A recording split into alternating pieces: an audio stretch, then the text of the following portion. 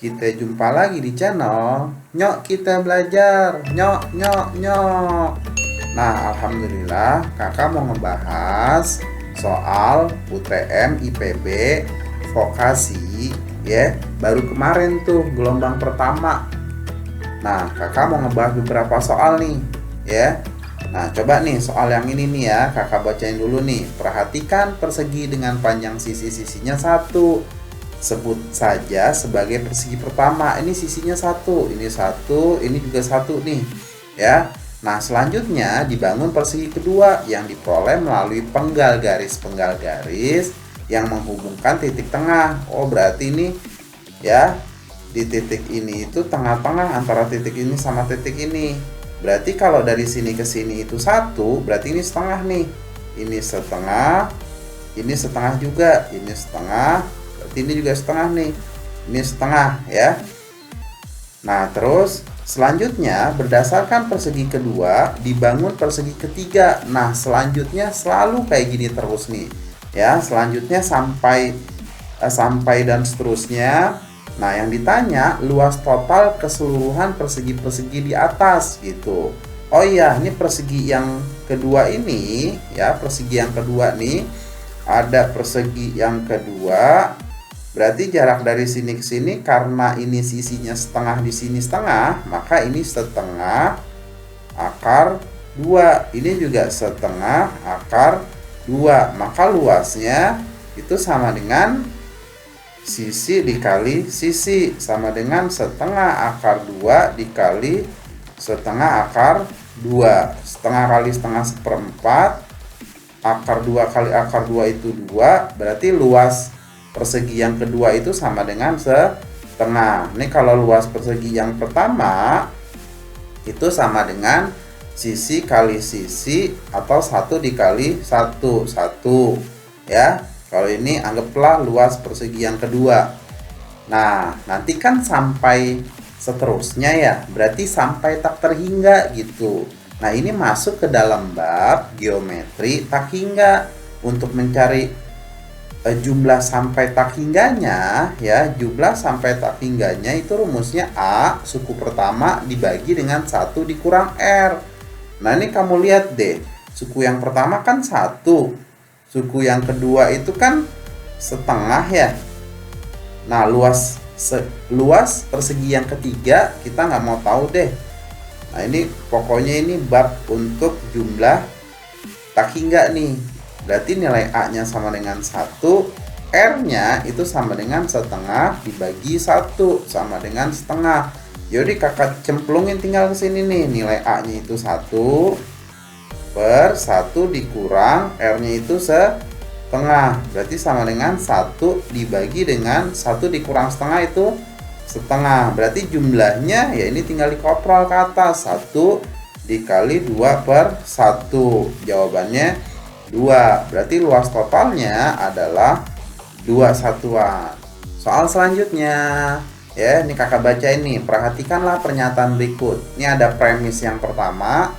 Jika hari ini ada tugas, maka saya tidak bisa pergi ke bioskop. Ini kakak simbolin ya, hari ini ada tugas itu P, maka saya tidak bisa pergi ke bioskop. Ini Q nih, tapi negasi ya. Nah, berarti ini kalau logika matematikanya P implikasi negasi Q. Nah, terus yang kedua, premis yang kedua, jika saya tidak pergi ke bioskop, berarti kan negasi Q nih. Ini negasi Q, maka saya tidak bisa menonton film terbaru. Ini negasi R ya, ini kan karena pernyataan terbaru nih. Berarti negasi Q implikasi negasi R ya. Nah, dari premis yang pertama dan premis yang kedua, ini kakak bisa coret nih, coret.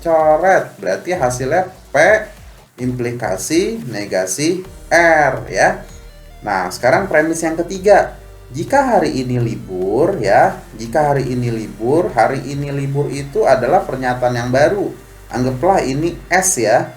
Ini S, maka saya bisa menonton film terbaru. Nah, ini R kan ya. Saya tidak bisa menonton film baru itu kan negasi R. Berarti ini R. Ini R. Nah, ini kakak bisa tulis S implikasi R. Dan kamu harus tahu S implikasi R itu sama dengan negasi R implikasi negasi S gitu. Nah, tadi dari hasil kesimpulan premis yang pertama dan yang kedua itu adalah P implikasi negasi R. Ini bisa kakak coret nih, coret, berarti hasilnya P implikasi negasi S. Nah, sekarang premis yang keempat. Premis yang keempat itu hari ini ada tugas. Hari ini ada tugas, itu kan P. Ini P ya, ini P. Ini kakak tulis nih P. Nah, kamu harus tahu rumus modus ponen, ini tuh modus ponen nih. Ya, ini modus ponen.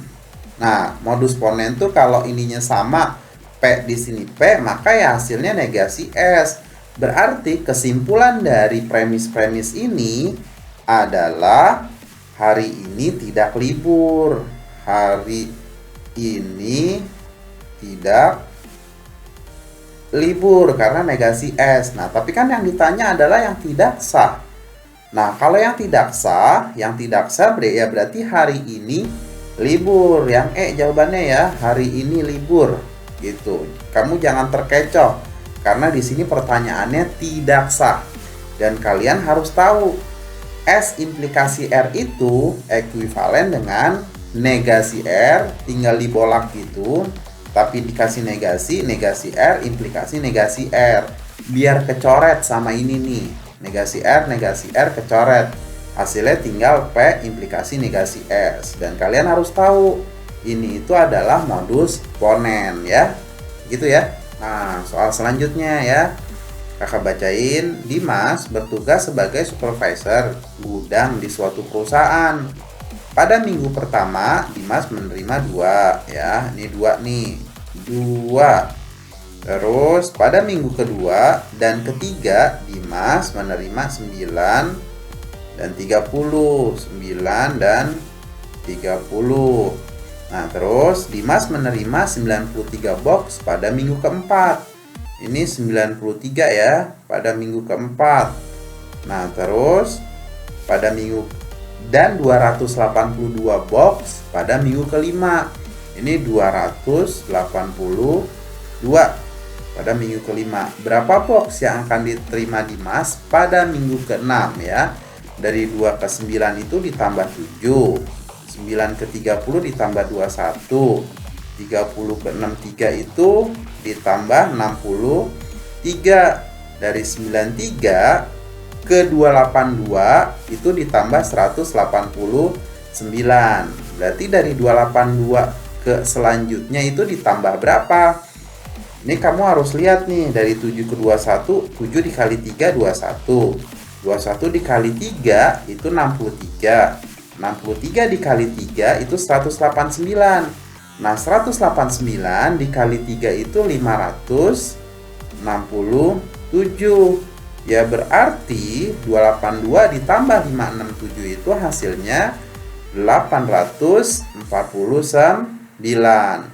Nah, berarti Dimas itu akan menerima 849 box pada minggu ke-6.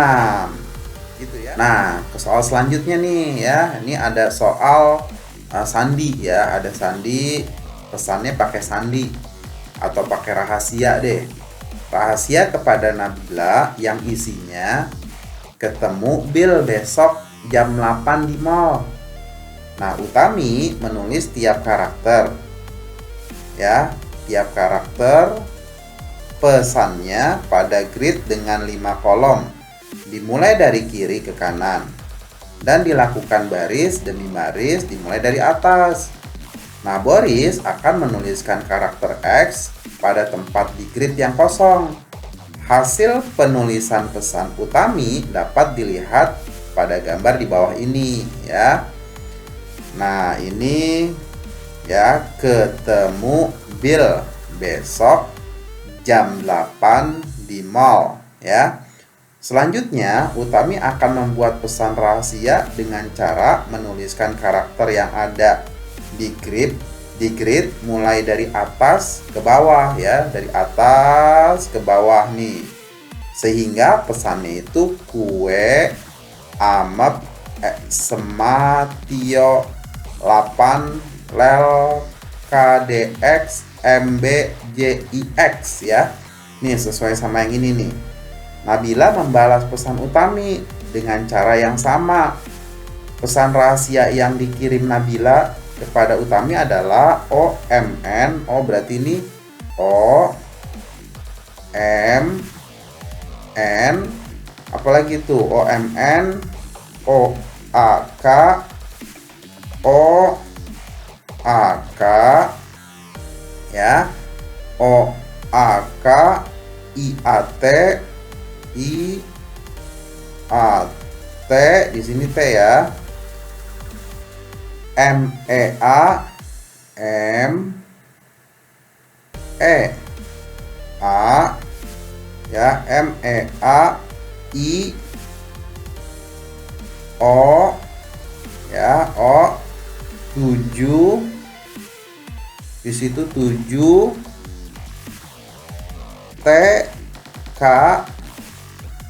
T, K, K ya, RY, RY, RY, AU di sini A, U, AU, MJA, MJA gitu ya. Tuh pesan yang dikirim Nabila kepada Utami adalah ini ya. Ini dari atas ke bawah. Coba kita baca ya dari kiri ke kanan. Oke Tami, jadi oke Tami, oke Tami, aku ya, aku naik motor jam 7 ya. Itu jawabannya ya. Ini adalah pesan rahasia. Mungkin kalian juga nanti kalau seandainya ada sesuatu hal yang dirahasiakan, boleh nih caranya seperti ini ya. Soal selanjutnya ya, nih lumayan panjang nih ceritanya nih. Kakak bacain. Sejumlah karung diletakkan di koridor di dekat suatu lift. Koridor sangat sempit. Nih ada karung dideketin di dekat lift nih ya, ditaruh di dekat lift ya, sehingga karung-karung harus dibariskan satu-satu karena terlalu sempit ya. Jadi ditaruhnya itu disusun satu-satu seperti ini. Dengan lift tersebut, karung-karung hendak dikirimkan ke toko di lantai dasar. Lift hanya dapat mengangkut sekaligus karung-karung dengan total berat tidak kurang dari 80 dan tidak lebih dari 100. Berarti range-nya antara ya, range-nya itu antara 80 ya sampai 100 kilo. Setelah terkirim, maka lift akan kembali ke lantai tersebut. Saat memuatkan karung-karung ke dalam lift, karung yang terdekat dengan lift yang akan diambil terlebih dahulu. Jadi yang deket-deket sama lift akan masuk ke dalam ya, lift. Tapi ingat nih, nggak boleh lebih dari 100 dan nggak boleh kurang dari 80. Berarti 40, 20 sama 34 nih bisa diangkut nih ke dalam lift nih. Berarti 40 ditambah 20 ditambah 34 itu kan sama dengan ya 94 kilo. Berarti angkutan yang pertama dia turun ke bawah, ntar liftnya naik ke atas. Berarti ini angkutan yang pertama ya. Nah terus di sini pokoknya karung yang terdekat dengan lift yang akan diambil terlebih dahulu. Ini udah di sini. Seandainya pengambilan suatu karung dapat menyebabkan overload karena total lebih dari 100, karung itu untuk sementara tidak dimasukkan ke dalam lift, tapi ditaruh di koridor pada arah berlawanan dari semula sejauh-jauhnya. Terus kalau tidak overload ya tentu dapat dimasukkan ke dalam lift ya. Ini kan masih bisa 40 tambah 20 tambah 34. Ini 94, nggak boleh ada 55. Ya, nggak boleh ada 55 karena kalau ada 55 ya overload. Nah, terus angkutan kedua ya. Angkutan kedua ini kalau 55 tambah 50 kan udah 105 ya. Ini 55 sama 50 udah angkutan lebih dari 100, berarti ini 55 ini pindahin ke belakang. Ya, 55 pindahin ke belakang sejauh-jauhnya, taruh di sini. Ya, taruh di sini. Nah, berarti ini 50. Coba deh kalau 50 ditambah 23 itu berapa? Udah 73 kan? 73. Nah, kalau ditambah 45, ini 45 nggak bisa nih. 45 ini pindahin sejauh-jauhnya. Berarti di samping 50 ya. Di samping 55. Di samping 55, 45 ini pindahin ke sini di samping 55. Ya, karena kan 55 pindah ke sini. Karena ini nggak bisa nih ditambah, overload nih. Berarti 50 ditambah 23 ditambah, kalau ditambah 30 juga overload juga. Kalau ditambah 30 nih, ditambah 30 overload juga, berarti 30 pindahin lagi sejauh-jauhnya. Berarti di samping 45 yang tadi ini ya. Nah, coba ditambah 10. Ditambah 10 ini hasilnya 83 kilo. Ini angkutan yang kedua ya. Berarti ingat di sini ada 55, terus di sini ada 45, di sini juga ada 30. Nah, berarti ada di sini ada 25. Coba nih angkutan yang ketiga, 25 ditambah 30 ditambah 15 ditambah berapa? Kalau tadi di sini ada 55 kelebihan, kalau ditambah 55.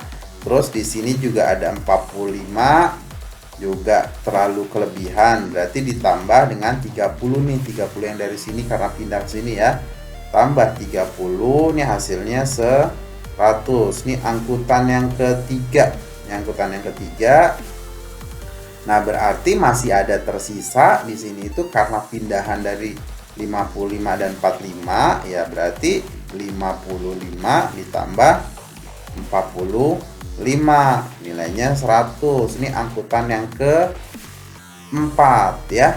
Nah, berarti lift itu akan naik turun sebanyak 4 kali ya. Nah, sekarang soal yang terakhir ya. Kakak bacain soalnya. 5 kota di sebuah negara yaitu Lorenzo, Mikasso, Neapolis, Osmosa, dan Plata mendapat curah hujan lebih banyak dari biasanya.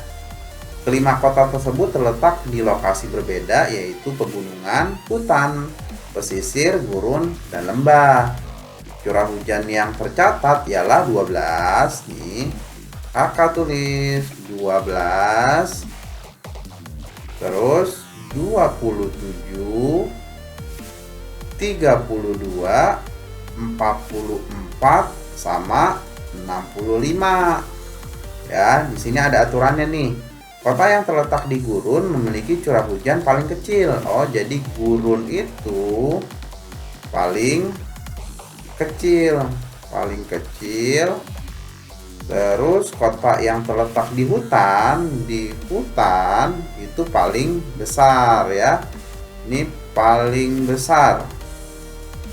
Terus Neapolis terletak di pegunungan. Neapolis itu di gunung ya. Di gunung. Terus di sini Lorenzo memiliki curah hujan lebih besar daripada Osmosa. Lorenzo lebih besar daripada Osmosa.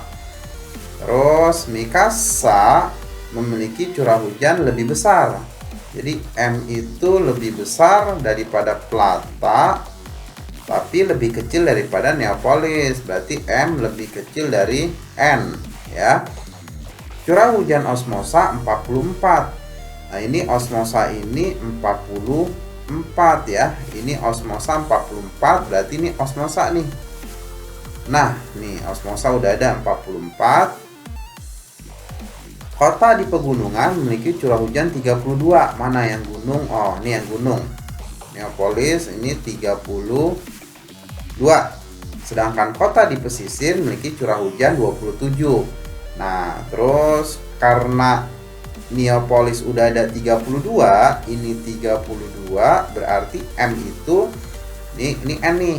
Ini N, berarti M itu adanya di sebelah kiri dari N. Nah, karena di sini M lebih besar daripada P, ya berarti P taruhnya di sini nih. Ini M. Tuh, karena M itu lebih besar daripada P dan M itu lebih kecil daripada N. Yang ini ya. Nih, kamu harus cermati nih bagian yang ini. Nah, yang belum ada apa? Di sini ada P, Plata. Ya, di sini ada Picasso, di sini ada Neapolis, di sini ada Osmosa. Berarti yang belum ada adalah Lorenzo ya. Mantep nih, Lorenzo. Jadi Lorenzo itu nilainya 65. Ini paling besar ya. Nah, itu kayak gitu tuh cara menganalisisnya. Kamu pakai tanda-tanda matematika kayak gini aja. Setelah itu insya Allah kamu bisa kok menganalisis satu persatu soal-soal penalaran umum kayak gini ya. Gitu. Ini logika matematika kok. Nah, itu soal-soal yang kakak udah bahas tuh dari 1 sampai 6 yang gelombang 1 kerjakan ya. Ada 25 soal. Di situ juga ada bahasa Inggris 2 dan ada bahasa Indonesia. Yang ditanya itu pokok pikiran gitu ya. Kalian itu pelajari deh dari sini ya, kira-kira siapa tahu aja dikeluarkan sama panitia di IPB 6 soal ini ya. Kalian jangan lupa untuk subscribe, like, dan komen ya. Lalu di-share deh ke teman-teman kalian yang mau ikut gelombang kedua nanti tanggal 21 Agustus ya. Assalamualaikum.